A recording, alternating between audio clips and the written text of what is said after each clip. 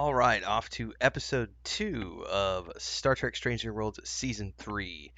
And this one, well, at the very least, we kind of had a standalone episode, but the very end, that last scene, leads us into something that is potentially going to be a fun undercurrent, unless they could move it into a main theme, but I have a feeling it's going to be a subplot that runs through and comes to fruition maybe midway through the season.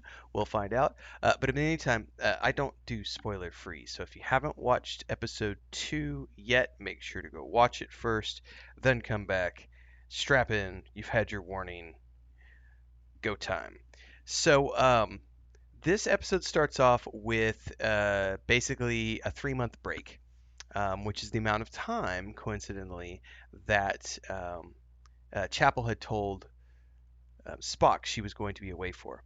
And in that time, the Enterprise has been dry docked, going through repairs, and they are getting ready to celebrate Federation Day, if I'm not mistaken. I don't do show notes. I think it was Federation Day.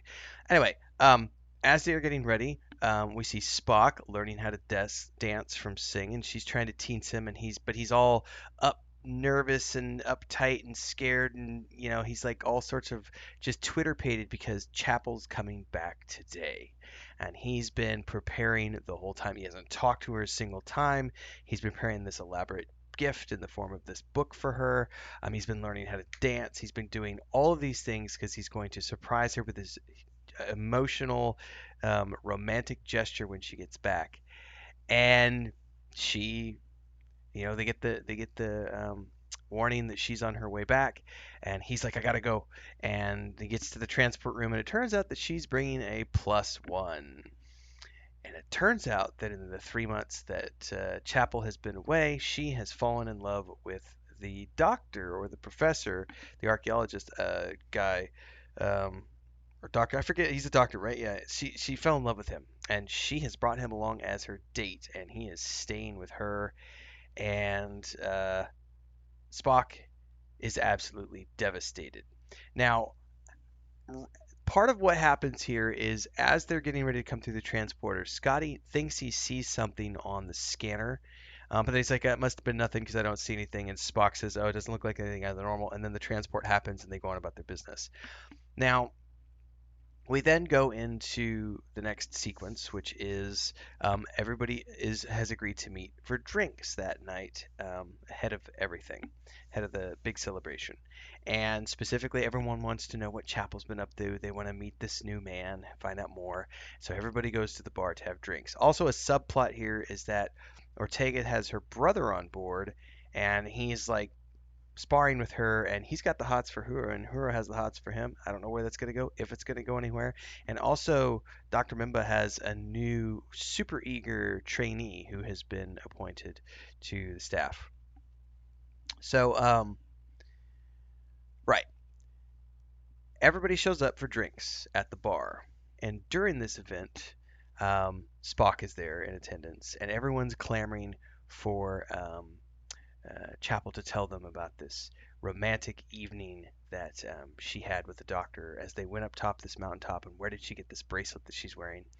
And in the middle of them clamoring for this tale is when Spock comes to the table, and everyone, the doctor himself is very reluctant to tell the story because he sees Spock there, and he gets what's going on, and Chapel doesn't want to say anything, but the rest of them are clamoring for it. So, Chapel gives this tale, and if, Spock he gets upset, and he goes and sits off at the bar by himself, and we meet the bartender. And the moment I saw Rhys Darby's face, I was like, oh, this is going to be interesting because he says something along the lines of, "What can I do for you, Chap?" And he says this spiel, very charismatic, of, "Would you like something to, I can't do a New Zealand accent, but he's like, would you like something to, make your worries go away, something to change things for the better?"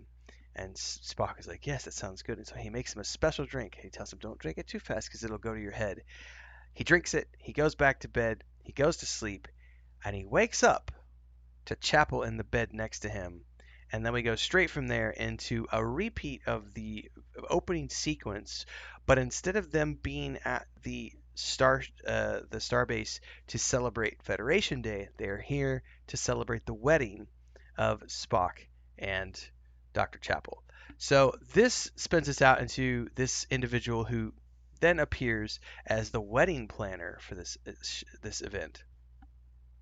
And it's probably about three-quarters of the way through was in when they reveal who he is, but he does appear to have strange powers, and eventually we get none other than a voiceover by our very own Q saying, "Son, stop playing with people's minds." But it's pretty interesting to get to that point.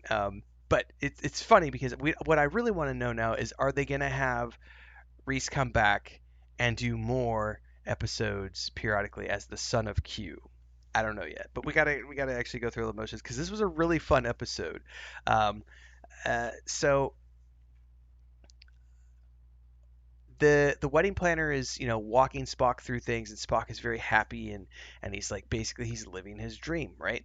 And they're planning the wedding, they're going through the rehearsal and all these other things, and there comes a moment when here comes the doctor, and he's in this version of events, um, playing the role of her friend, um, Chapel's friend, but also like a delivery boy who's delivering some flowers and a cake and things, but all the things he was delivering um, appear to be messed up, and it's making the wedding planner a little aggravated. And he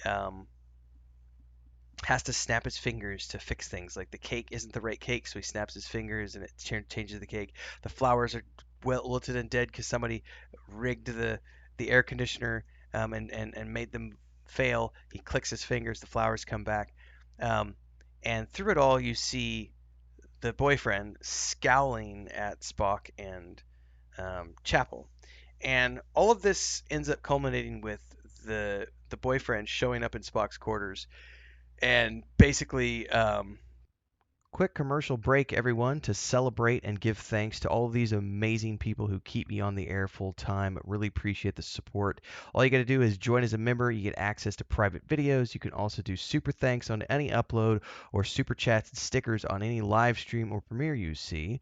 And beyond that, don't forget we're multi-streaming over on Twitch now, so you can support over there as well. Thanks so much to everybody. Let's get back to the video at hand. They have this is kind of like emotional sequence, and Spock snaps out of it and realizes that, oh crap, you're right. We're not supposed to be here. Um, by the way, I jumped ahead a little bit. Sorry, I forgot about some stuff. So the doctor confronts Spock, and he's like, "Hey, Spock, this isn't supposed to be happening. I'm supposed to be marrying her, not you. I seem to be the only one in this delusion who understands this." And anyway, does he punch Spock? I kind of forget how I don't take show notes. I think it was he punched Spock, and Spock snaps out of it. No. I know what it was. He was going on and on and on, and Spock punches the boyfriend, and then that flash of anger, which he's not supposed to have because he's a Vulcan, half Vulcan. That flash of emotion snaps him out of it, and he goes, "Oh shit, we are in a delusion." Helps the doctor up, and he's like, "I'm sorry, you're right. We're in this delusion. Together, we got to figure this out." And this precedes the course of events of them working together to try to figure out what's going on.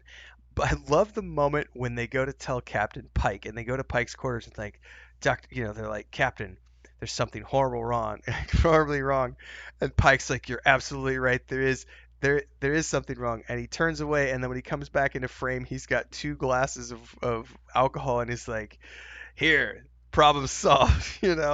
Welcome to your bachelor party. And I was just laughing because it was a really well written scene. No one wants to believe them, but it is at the bachelor party when they run a scan of all the events of all the guests on the ship and guests who will be invited, and they find out that there's somebody on the ship who hasn't been invited, and they corner him and they confront him, and he basically shows off his powers, and he says, "You're gonna do what I want you to do, or we're gonna kill everybody on the ship." And that leads him to actually doing this wedding ceremony. And it is at the wedding ceremony when um, the bean gets pissed at the boyfriend for talking, so he turns him into a dog.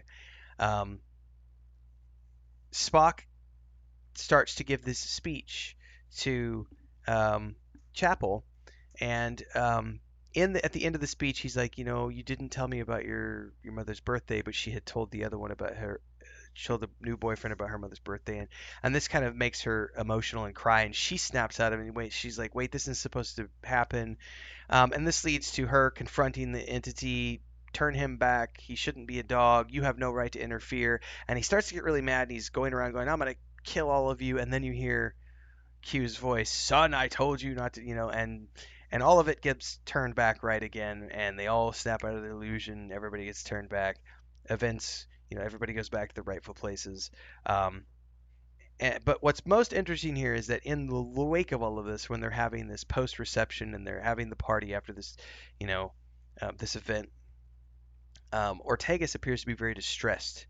Pike notices this. I don't know if he actually follows her to her chambers, but we see this scene of her going back to her chamber and hitting the punching bag, and then she turns to look to the port window, looking out into the void, and we hear this creepy sound and music, and we see behind her this image of a Gorn appearing out of in the silhouette behind her, which leads me to think that she is infected with the Gorn, or somehow one of the Gorn is in her head or something, or she's having traumatic memories. We don't know yet, but that is the closing shot of her having this image of a Gorn sneaking up behind her as she's looking into the window, and she's absolutely terrified. And I need to know where that goes, but that's going to be next week because this is not a binge it all at one time series. Unfortunately, we have to wait week to week, just like we do with Foundation, which I'll be reviewing tomorrow. And then Chris and I are still working our way through Sandman, so stay tuned for that and other stuff. So stay tuned for all those things. We'll catch you in the next one. Daily streams at 4:35 a.m. Central on YouTube and Twitch. Let me know your thoughts on Strange New Worlds down below.